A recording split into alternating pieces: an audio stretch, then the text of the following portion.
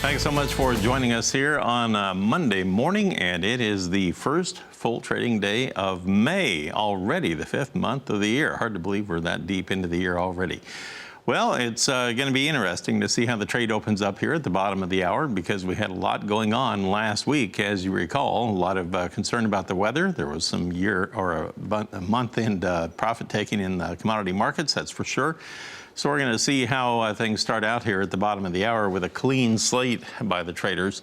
And we did have a lot of attention given to the weather over the weekend. In the high plains, in western Kansas, we were talking about the fact that we've had reports of up to a foot or more of snow, high winds in the 50-mile-an-hour range, maybe even more than that, 50 to 55, I heard, in quite a few cases, which led to blowing and drifting. A lot of the wheat has been headed out in that particular area already in that part of the state, the southern half of Kansas. A good share of that wheat has been headed out. I was hearing some stories about the wheat actually being broken off because the wheat was headed out. It was snapping that stem off above the ground. Even alfalfa fields, I understand. I heard of one case where there were 51 pivots of alfalfa that were ready to be put up for the first cutting of baling. And they actually snapped off the alfalfa plants before they could even get to it. A lot of money involved here. A lot of decisions have to be made, and the Kansas Wheat Quality Tour goes on this week in Kansas. And here to help sort it all out, we have Rich Nelson of Allendale Incorporated in McHenry, Illinois. And Rich, there was a lot of news taking place over the weekend, a lot of angst and anxiety over what the weather may do. Flooding rains heading out of Oklahoma, Arkansas, Missouri, up into the western and southern Corn Belt areas there. There's a lot to talk about. What's the market actually going to be focusing on when it opens up here in a few minutes? I think, in terms of the main issue, I think winter wheat would be one big area of discussion here. A lot of producers, in fact, I got a picture in from producers from Nebraska pointing out heavy snows. I think it was 6 to 8 inches of what he sent in to me. So winter wheat and snow and the cold snap issue, number one. Number two is probably going to be on a back burner. Will probably be the corn and soybean planting numbers here. Okay, now I just talked with a producer and a market analyst in the central part of Illinois a little bit ago on my Commodity Wrap show on rural radio. And he was telling me that, yeah, they had gotten most of their planting done, but he wonders how much of it is going to have to be replanted now, because he said a lot of areas to his south, they had 6 to 10 inches of rain. Now, they didn't locally there, but he said he's really concerned about some areas in the central and southern part of Illinois there where they did make good progress, but now they may have to do it over again. I would certainly agree with that. In fact, we've got many producers saying, pointing out that obvious one. On top of that, and also kind of a minor note too, we have pretty much every stream and whatnot in Illinois is currently in some flood stages, and it will be at flood stages here for the next 2 or 3 days. So we will have, number one, like you mentioned, some replant issue on normal ground, but also anything close to a stream or river or creek is probably going to have to be replanted as well there. Okay, I want to give everybody a flavor of what the overnight trade consisted of here on the grain markets. We'll look at the corn and soybean trade here. Corn was indeed 6 higher.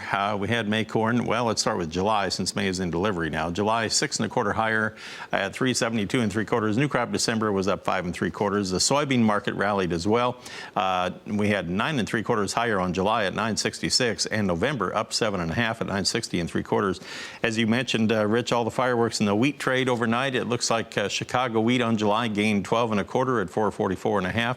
Kansas City wheat on July was actually 18 higher this morning at last check at 455 1/4, and on the high of the overnight trade while we looked at it. And Minneapolis had July currently trading 8 3/4 higher at 563 1/2.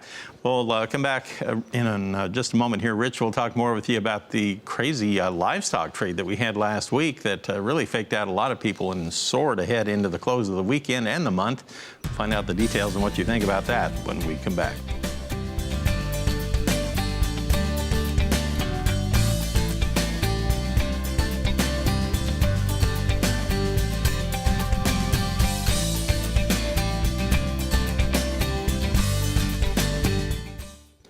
We resume our conversation here with Rich Nelson of Allendale Incorporated in McHenry, Illinois, and we're talking with Rich not only about the grain side, but before we get into livestock here, Rich, I want to point out the cotton market too for everybody just to see how it was trading overnight.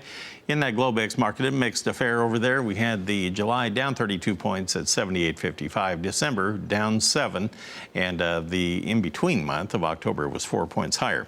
Okay, Rich, when we closed up the week's trade on the livestock trade, we had some early selling in the live cattle market as we wrapped up Friday. That lasted until roughly 10 or 10:30 in the morning Central Time, and then things started lifting, and they kept lifting, and they kept lifting. And by the time we were said and done, we had the markets just soaring ahead. The feeder cattle had one contract month over $4 higher once again, which would have been close to limit up gains, but we were still in expanded limit mode at that time, right? That's exactly right here. So a lot of people looking at all these issues regarding not just the limit issue from Thursday, which bled into, of course, excitement into Friday here. But bottom line here, we probably have about another 2 weeks or so left of what we can call tight market-ready feedlot supplies. At this point in time, market can decide to peak in it once, but on the other hand, we can maybe hold firm here into this next 2 weeks or so. So in the short term, still no clear sign of a top on the cattle market here. All right, well, we had the beef cutout values that came out from USDA Friday afternoon, and they were very supportive too. And we had that surging futures trade like what we saw in the cattle complex. Here we had the choice cutout values $2.63 higher, priced at $221.78, and the select cuts were up $1 at $207.68. So that had to be offering a little bit of spillover support as well, even though we had the cash market in very light cleanup trade. Going way up there as high as 137, I understand. And that's right. So you're looking at roughly about a $3 to $4 jump in terms of cash here for last week's discussion.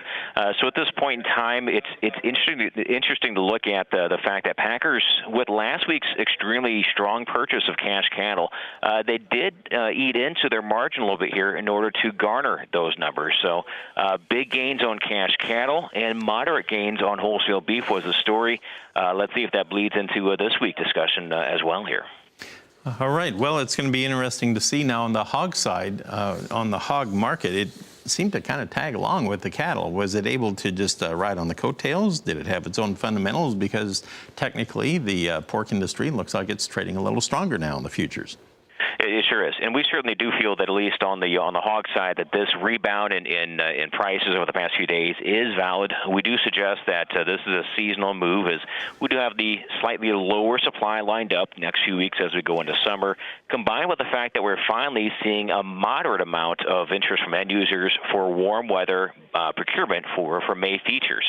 So for us on the hog side, we certainly agree with this. Looks like maybe a little bit more here in these next few weeks. Rich, good to visit with you. Thank you for all the information. I appreciate that very much. Rich Nelson of Allendale Incorporated in McHenry, Illinois. There's going to be a lot going on in Illinois this week, not only in the markets, but also assessing the weather impact on corn planting and soybean planting and wheat and all that. And there's more rain headed that way Wednesday, Thursday, yeah, looks that's like. what I hear, yeah. Okay, we'll keep watching it. Thank you, Markets Editor Marlon Bowling.